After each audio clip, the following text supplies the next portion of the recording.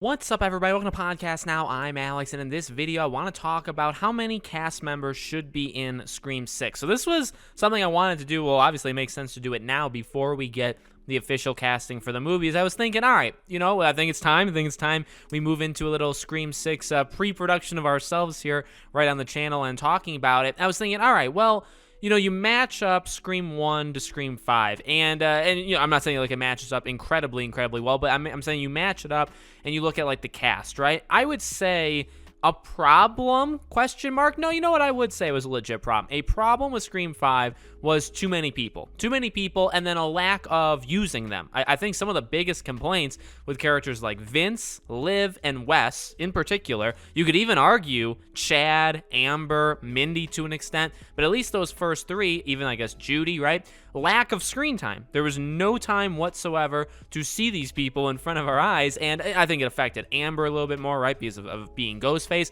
but it really held back characters like Liv and Wes, who I think were super good, right? So I was thinking, all right, so what do you do for the next movie? Well, I looked up, because I wanted to make sure, I don't watch these movies every day, so, my memory's going, so I had to look it up. All right, who was the cast of Scream 2? Now, obviously, I know, like, the main people, but I wanted to make sure I wasn't missing anybody, on, like, kind of the outskirts, all right? Now, overall, I would argue there were about 8 to 9 main characters, okay?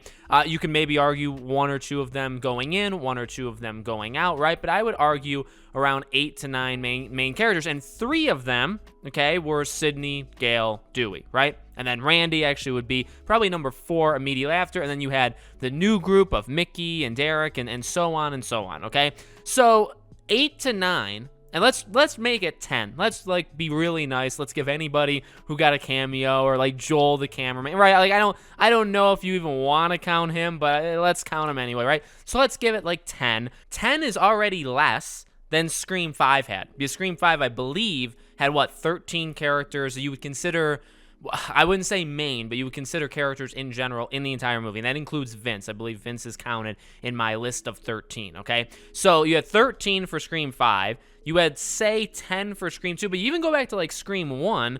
Now, Scream 1 had a very limited group of people. It was even less, right? You could argue, I guess, if you don't, maybe you don't count Casey, and if you want to, maybe you get up to, like, 7, 8, 9. So, really, Scream 2 was not that much more over the top in terms of, numbers. Now, again, I'm not counting the opening scene, I guess, of Scream 2. What I'm talking about here is when we enter the movie and we have like this new cast of characters that's along with Sam, Tara, Gale, Sid, right? When we have that Chad, Mindy, who are those extra people? Now, the issue is we're going into this movie with more people than we've ever had, I believe, right? Than we've ever had going into any Scream movie. 6, I believe, right? So we have Sidney, Gale, Tara, Sam, Chad, Mindy. 6 people.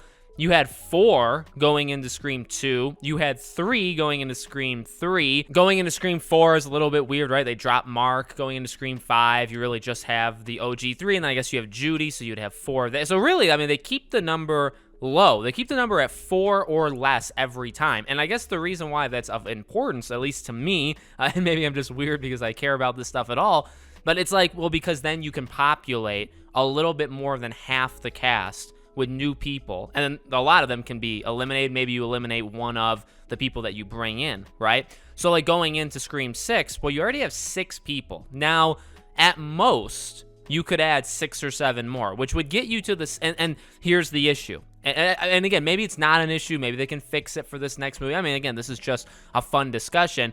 If you get the cast up to 12 or 13 again, you've literally done exactly what you did for Scream 5 again, and I would very much argue that hurt the movie, that did not help the movie, having that many characters. Now, and also with having 6 people, it's like, all right, well, you have to get rid of some, right? You have to. And when I say some, I guess some is a term that I guess you can use in a couple different ways, right? Some, in my case, could only be used for 1. Maybe you take out Chad. Maybe you could do 2. If you left this movie and you did like a surprise kill of Sam, and you also killed Chad, kind of like an obvious one, right? And then you left the movie with 4 people, that, or maybe, because you also think about it in terms of like new people coming in, right? You normally don't, like from Scream 2 to 3, every new person that was brought in was also killed. Like and one of the originals in Randy was also killed. So you actually lost people from like going from 1 to 2 and then going from 2 to 3.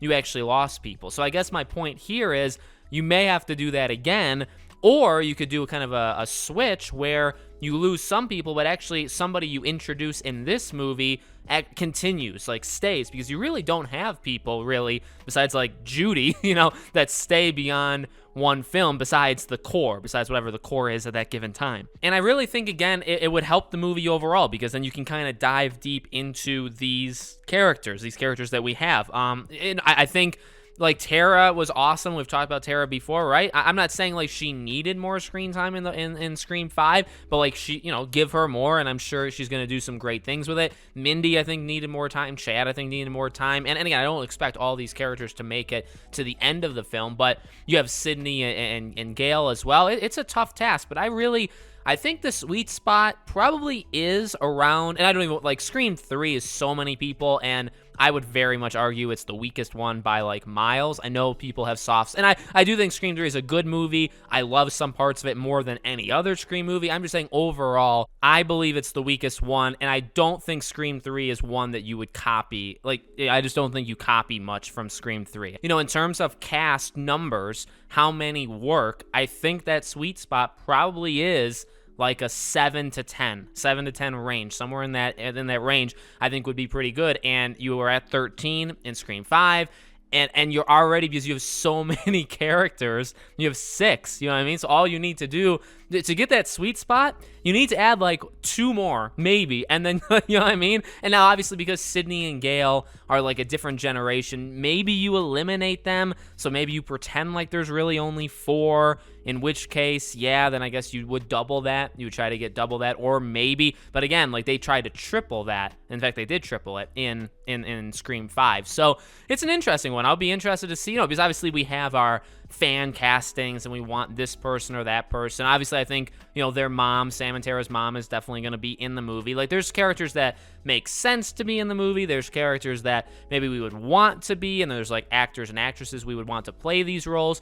But I don't know. I mean, you can't pack this movie with like 15 plus people. I would argue you can't pack this movie with like 12 plus people, because otherwise they're just cannon fodder. They're just there to be killed. And is there a purpose for that in a horror movie? Yes, but I don't know about a Scream movie, and I don't know if you can make a good argument for like it's worked countless times before in the Scream, what we're talking about, like examples in the Scream franchise. There are characters that you put in just to die, like in an opening. And again, I guess I'm being specific. I'm talking about like the main cast, like when we get deep in, and I would argue, going into Scream 5, because Tara didn't die in the opening, we were going in that after the opening scene, after the opening 10 minutes, we had the full 13 members, and nobody, nobody was dead. So that's I guess what I'm talking about. Like, yes, could they have 16 people and kill 2 or 3 in the in the main thing, and I guess in the opening, right? Their cameos, their special appearances, their whatever.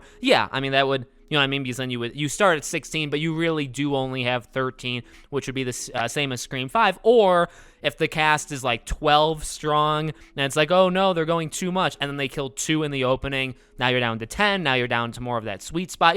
There's ways around it, okay? I'm not saying if they announce 15 people on the cast, it's immediately a bad thing. It depends on who's part of like the actual group of people. So let me know what you guys think about this in the comments below. Do you think that there's a sweet spot in terms of numbers of how many people should be in these movies? Let me know. Make sure you guys are subscribed to the channel, bell icon turned on. If you want to follow me anywhere else, all my social media is in the description below. Thank you guys for watching, and I hope to see you all on the next Scream video.